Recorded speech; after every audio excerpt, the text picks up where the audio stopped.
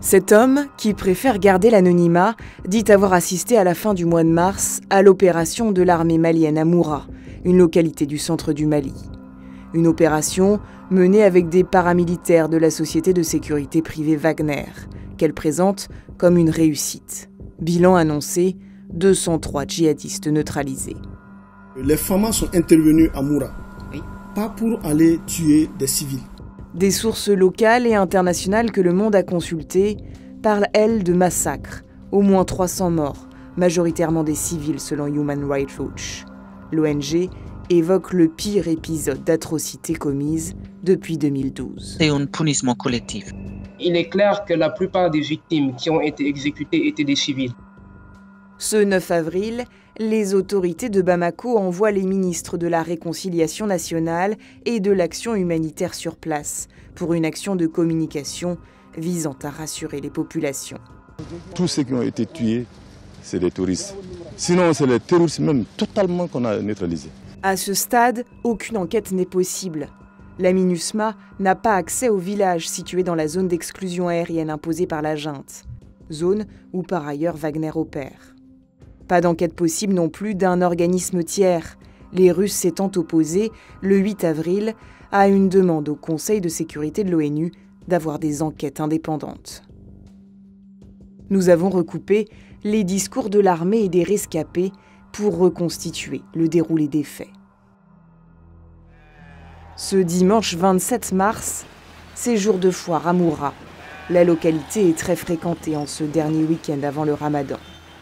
Le village est contrôlé depuis au moins 3 ans par les djihadistes de la Katiba Massina, une des branches les plus importantes du groupe de soutien à l'islam et aux musulmans, organisation affiliée à Al-Qaïda.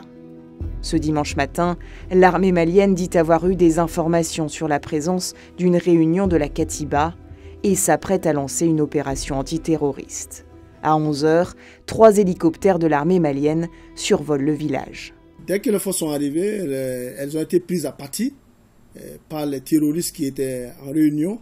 Et s'en est suivi de combats très violents, au cours desquels nous déplorons aussi des morts et des blessés.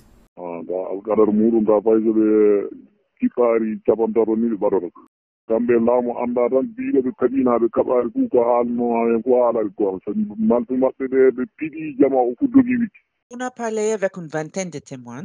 Le djihadiste à voir l'hélicoptère avait commencé à tirer contre l'hélicoptère et il y en avait un échange de tirs qui a duré pas plus de 15 minutes. Les habitants, certains ont essayé de fuir, mais ils ont trouvé que le village était bouclé, que les soldats avaient encerclé le village.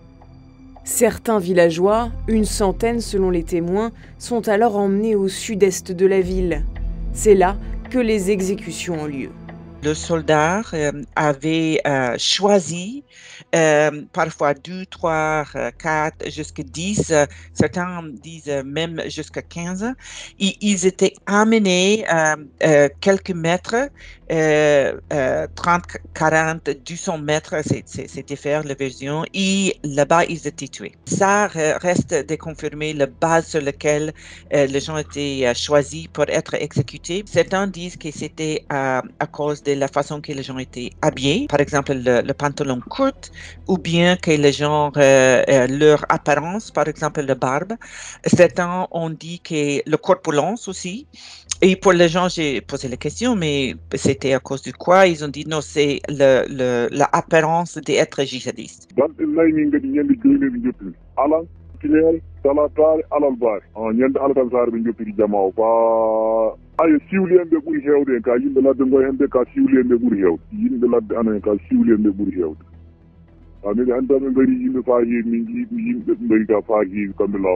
Ils viennent, ils prennent une quinzaine, une vingtaine de personnes au milieu des gens pour les mettre à rang. Au moins à une centaine de mètres, ils ont fait agenouiller et ils tirent sur eux. Une exécution de masse sans interrogatoire préalable, racontent les témoins, menée par les forces maliennes et leurs supplétifs russes, appartenant à la société Wagner.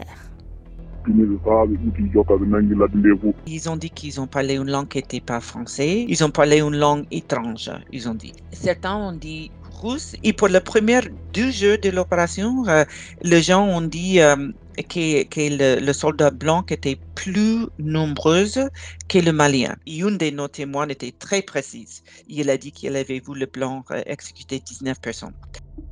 Depuis la fin de l'année 2021 et la prise de distance de la junte avec la France et ses alliés européens, les Russes ont renforcé leur présence dans le pays. Le 30 mars, de nouveaux équipements militaires, dont 2 hélicoptères de combat livrés par Moscou, sont arrivés à l'aéroport de Bamako.